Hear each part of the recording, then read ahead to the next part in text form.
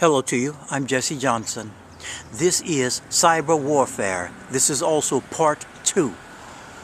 Cyber warfare, world war, information security warfare, its basics. This video is in 5 parts. Please watch all 5 parts.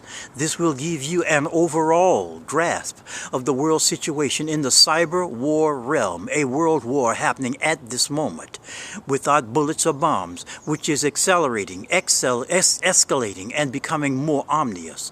Once again, this is part 2. Number 10, we'll start off where part 1 ended exactly. Number 10 now. A crippling cyber attack can derail trains with poisonous chemicals and take the world's trading hubs itself offline, losing tens of billions of dollars in minutes to hours. Blow up chemical plants, blow up and set on fire food factories throughout a country or countries simultaneously. The USA is one of them. It can also unlock the gates of a dam, killing tens of thousands. And how is this done? By searching the world's industrial control systems for 0 days, Z-E-R-O, 0 days, and weaponizing them into what's called exploits, which can be used for espionage, shutting down a whole country or countries, producing in a few hours what would have taken a world war of guns and bombs weeks to months to do. And these 0-day exploits are sold on the dark market where there's no regulations or controls. Who started this? The United States of America. Anyone or any government. Agencies, nation-states, terrorists, of which governments and nation-states are the greatest of terrorists. Also criminals, criminal groups, etc. The main rule of the 0-day market is no one talks about the 0-day market. And the second rule is, if companies didn't want anyone finding 0-day bugs in their software and hardware, you should not have written vulnerable code in the first place. Now, 0 days are critical to spies and national intelligence gathering for all nations at this time, because encryption is shrouding the world's communications in secrecy. 0 days have found their way into oppressive regimes, more oppressive than the United States is police state. Regimes that are out to silence their own people and silence everybody else, punish their critics, internal and externally, infiltrate industrial controls of other nations, infiltrate their oil or food or chemical plants, farms and water systems, etc. And they are doing this bit by bit. It's coming from everywhere, not only Russia, China, and North Korea. We'll go to number 11. In 2010, in 2010, an exploit 0-day called Stuxnet, S-T-U-X-N-E-T, Stuxnet, came from the United States and Israel to slow the pace of Iran's nuclear program, a very powerful code, just as Iran wanted to do. There are cyber mercenaries out to topple the United States. There are thousands of free agent hackers. The United States of America's government at all levels buys 0 days exploits from their own hackers and foreign hackers with taxpayer money to sabotage the world's commercial technology and world infrastructure. There is a limit to such a thing. When it comes to 0 days, governments aren't regulators. They're clients, they're sellers, and they're brokers. The United States of America's government hackers hoard 0 days for a rainy day. For the Pentagon's D5, deny, degrade, disrupt, deceive, destroy philosophy. That's why it's done. Now, because nation states are advanced, persistent threats. If they are persistent and patient, they always find a way in and stay in and disrupt. When an application is installed, you poke, pry, and prod and analyze. Jam it with web traffic to see what the app can do or does. Find an update and rip it apart. Decompile its code. Get to the point where it can be exploited to do what it was never intended to do, such as inject code into a web server, making it give up its source code to an application. The hacker may run code of his or her choice from another country. Search the dark web libraries for stolen emails, usernames, passwords, a target's login infrastructure, and any signs of weakness. String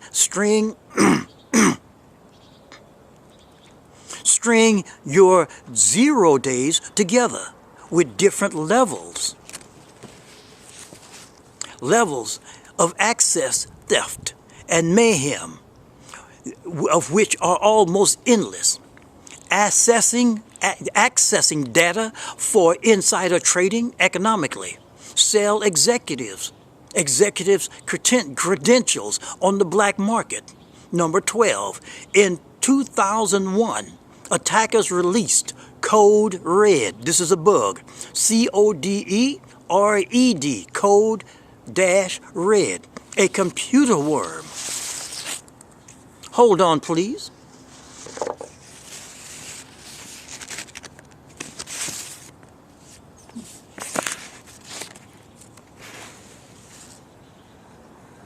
Now, release Code Red.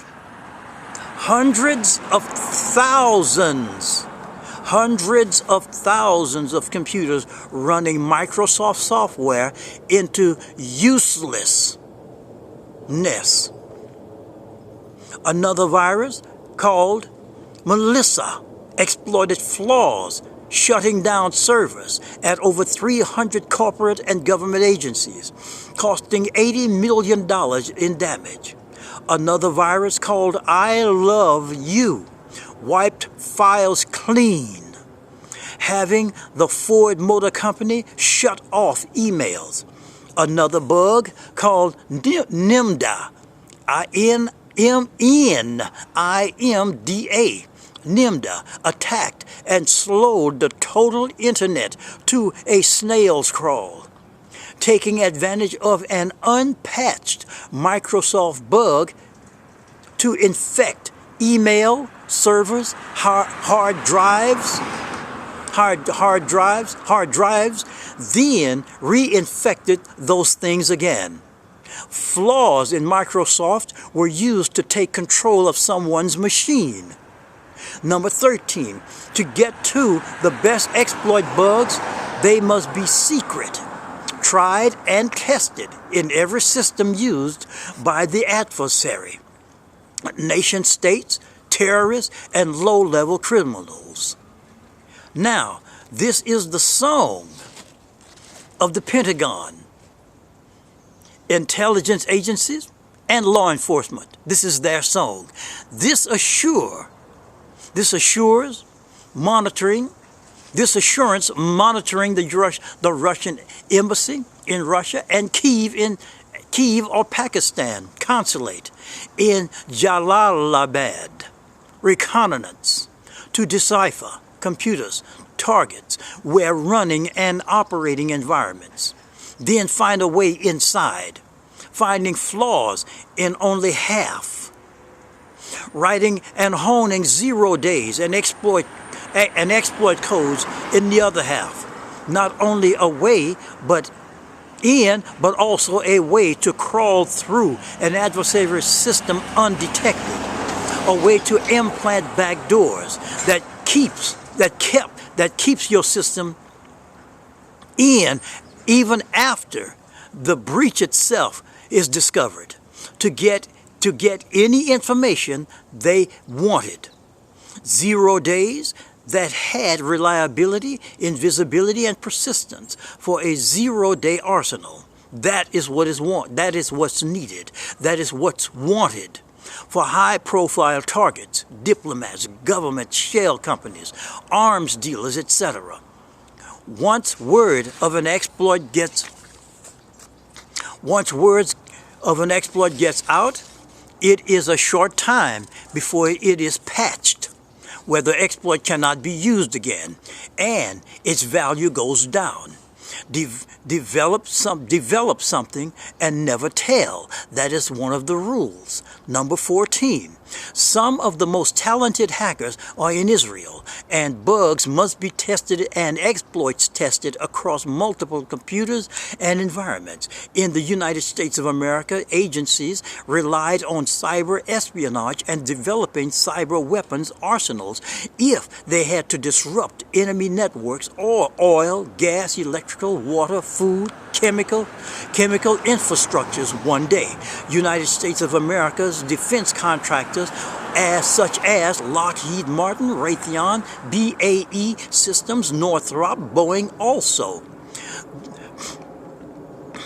And also the Drug Enforcement Agency, the DEA that is, United States Air Force, United States of America Navy, Missile Defense Agency, the MDA, etc.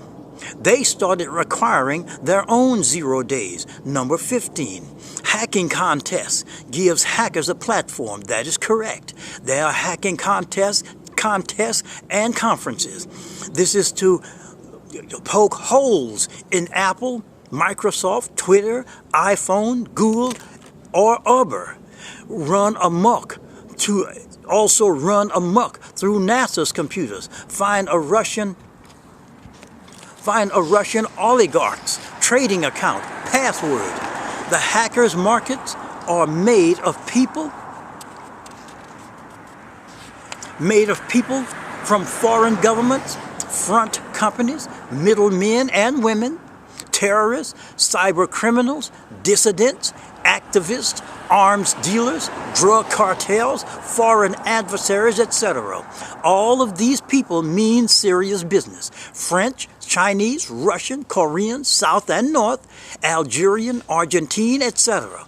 One of the United States' greatest enemies is its own government, its own corporation, and its own ignorant, gullible, dumb hundreds of millions of brainwashed citizens, its intelligence agencies, etc. Very few computers do not communicate with others. Very few computers do not communicate with others. The mass majority of computers are linked to a network that is linked to larger networks, which crosses central Earth.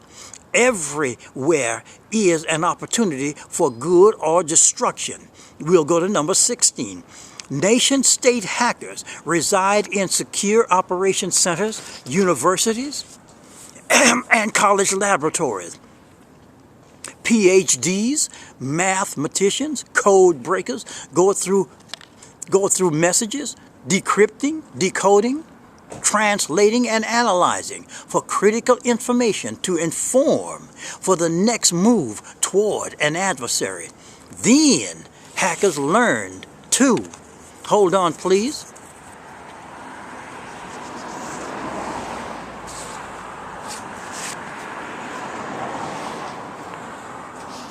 Then hackers learned to hack the endpoints. Hack the endpoints. That means data went from typewriters, then to mainframes, then desktops, then laptops, then printers, then closed networks, and then the internet. And as a hacker, if you didn't write the code yourself, you cannot be confident that a computer program wasn't or isn't a system to catch you off guard.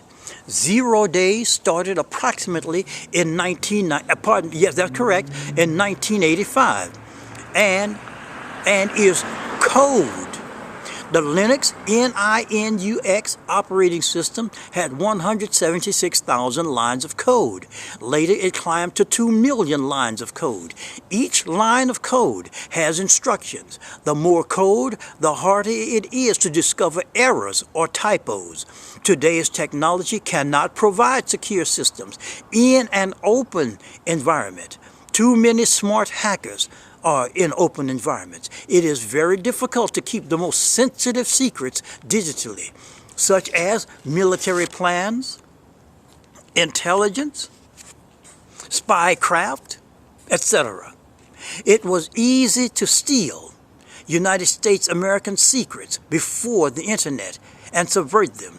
Before the internet was the Pentagon's ARPANET. That's ARPANET. Then the United States had to chase intelligence to the hardware, software, imaging, sensors, satellite systems, electronic switches, PCs, and networks. And here the United States of America was trusting our security to digital passwords, texts, bank records, medical and health records, credit cards, chemical plants, freight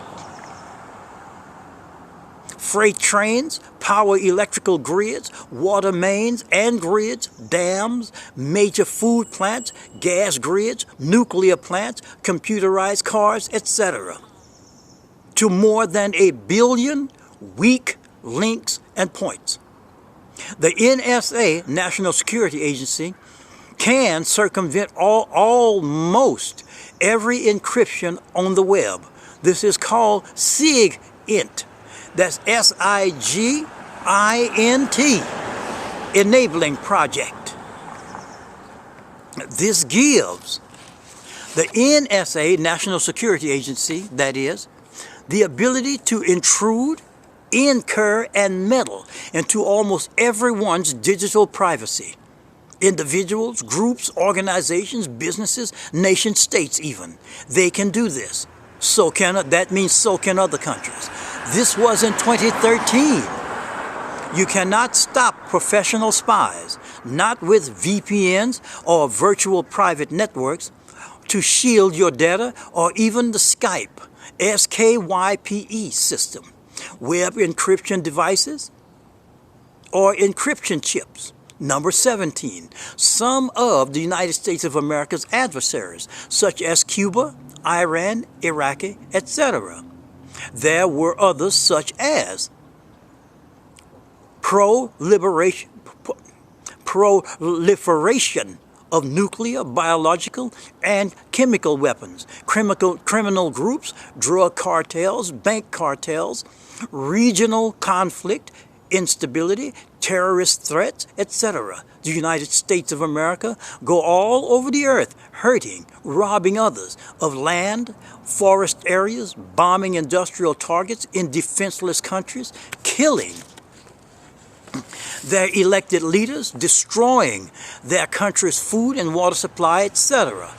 Sanctioning people into physical starvation, taking their oil and gas, then claim innocence. That won't work. The United States of America produces approximately 35% to 40% of all the Earth's poverty. We'll go to 18. Most of the United States of America's citizens don't know what's going on in the world of politics, economics, education, family, law, medicine, mass media, poverty-wise, religion, science, or true spiritual. As a matter of fact, except for newborn babes, the very young and the spiritually awake, most adult humans, 20 years old and over, don't know what's going on. Only the few adults know. By 2001, the United States of America was siphoning data from over 100 strategically placed implants in Iran, China, Russia, North Korea, Afghanistan, Pakistan, Yemen, Iraq, Somalia, Islamist safe houses all over the earth. Just as the United States of America targeted others, the United States of America was targeted. In 2001, the Patriot Act was signed. Foreign Intelligence Surveillance Act was amended. And these three, Office of the Director of National Intelligence, National Counterterrorism Center, and Department of Homeland Security were established. Now, all of these three are here to coordinate intelligence. Now we will go, this has been part 2. We will go to part 3 in a while from now, and please share this video and subscribe, and I will join me on part 3 of 5 parts. This is a 5-part video. Now, this has been part 2, and please have a good day, and we'll catch each other soon.